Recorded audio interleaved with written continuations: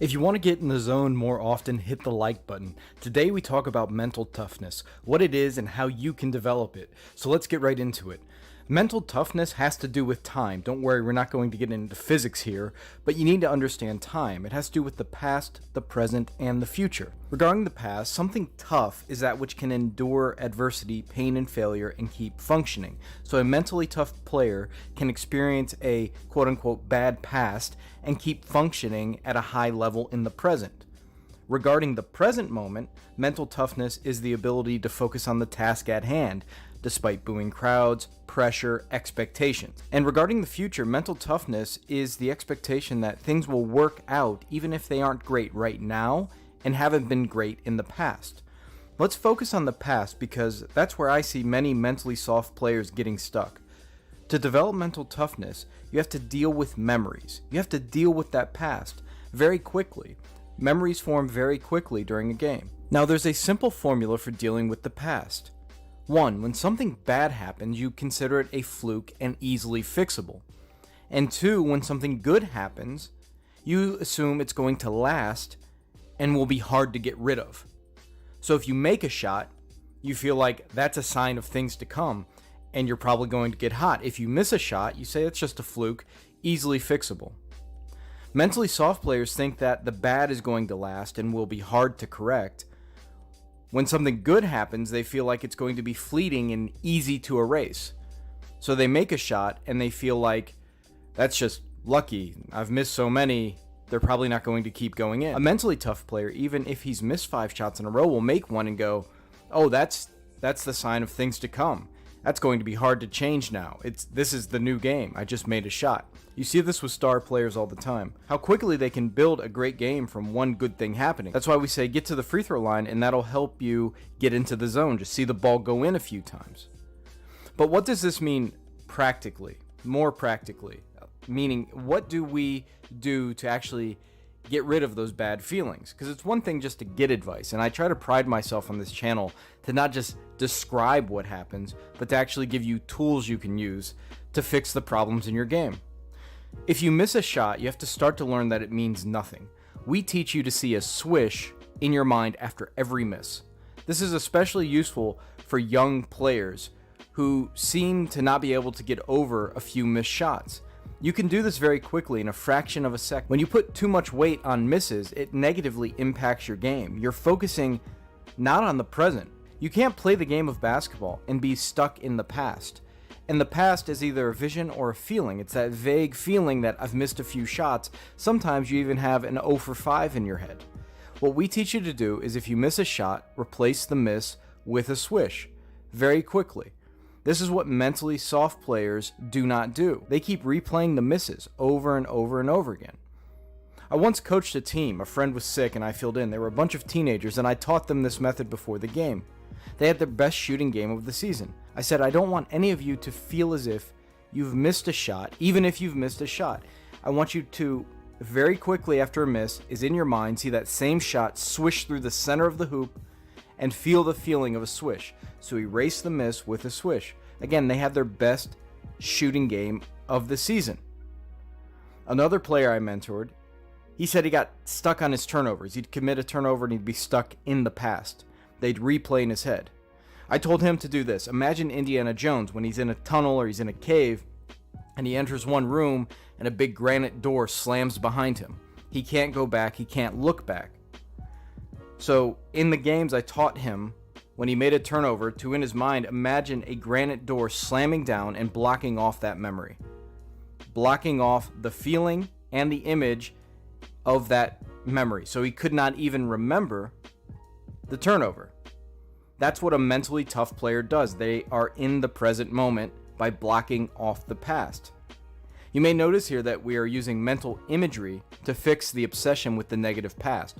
We're replacing a miss with a swish. We're using a granite door to block off the past.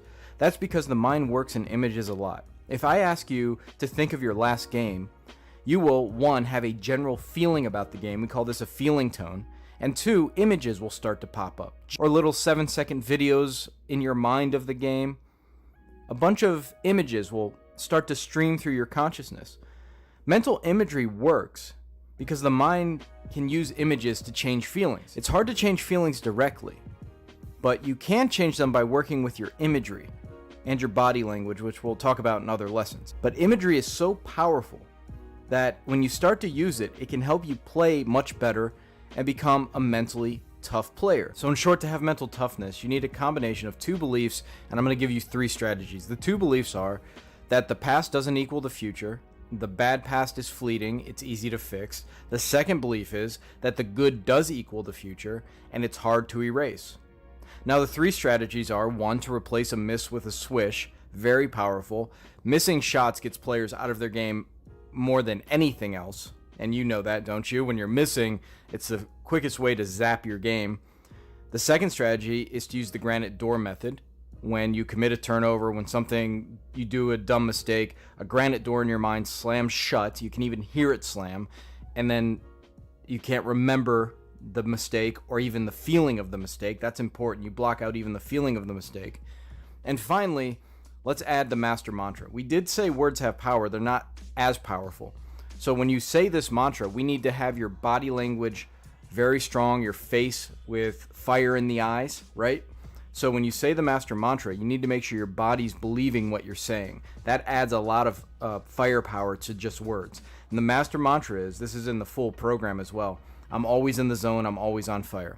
Why do you say? You have a belief that this mantra is going to catch up with your game. Even if you're missing 5, 6, 7 shots, I'm always in the zone, I'm always on fire. I've taught this to players forever, and it's amazing how hot they get even after a bad 3 quarters in the 4th quarter or in the last 5 minutes of a game. You have to have belief. You have to have belief that it's going to happen, and this mantra keeps you there. So believe it, even if reality in the present moment doesn't seem like it aligns with I'm always in the zone, I'm always on fire. And just like monks who repeat a certain phrase over and over again to hone the mind onto one thing, saying this one thing over and over again puts the mind in a sort of trance. And it also is touching on the future. I'm always in the zone, I'm always on fire. It's an expectation that good things are going to happen in the future. Do you understand? Okay, so to sum up, you have to focus on the present where the game's played. That's why we're blocking off the past with the granite door. That's why we're playing the miss with a swish, so those negative feelings don't seep into the present. Now, a healthy present moment, as you can tell, has a trace amount of the good past in it. A subtle background feeling that the bad past has been erased and the good past is influencing the present in a positive way. So if you make 5 shots, you let that feeling of making 5 shots seep into the present moment. If you miss 5 shots, we replace the miss with a swish, and we let the feelings of the imagined swishes seep into the present moment, and then it's subtly in the background. And a healthy present moment also has a sense of a good, successful future in it. So we have an expectation of success in the future. It's just a subtle feeling that things are going to work out. I remember in Maxwell Maltz's book, Psycho-Cybernetics, he said, carry around that winning feeling. The idea that you're going to win and be successful. So the present is a focus on the task at hand, and we do that through a mantra. And then we have good feelings, excited feelings about the future seeping in, expectations of success. And then we have from the past, the good things that happened in the past seeping into the present. And it's just subtly in the background, You've been in the zone. It's totally in the present, and you're excited about the future. It's subtle, and you feel good about what you've just done because you made 5 shots in a row. It's almost like the past and the present come and form a peak. Let's just put it this way. The past swoops in and up from the left, and the future swoops in and up from the right, and it forms a wave, and then you ride this wave of the present. It's very powerful to get there. One last point I have to make, mentally tough players train much harder than mentally soft players. They train physically harder in that they are in great shape. They do a lot of conditioning and do a lot of skill work as well. They practice more than they play, maybe a 3-to-1 ratio. 3 hours of skill work for every 1 hour of a pickup game. Also, they train their mind. If you're interested in training your mind, head over to BasketballBrain.com to learn more about how changing your psychology can dramatically improve your game.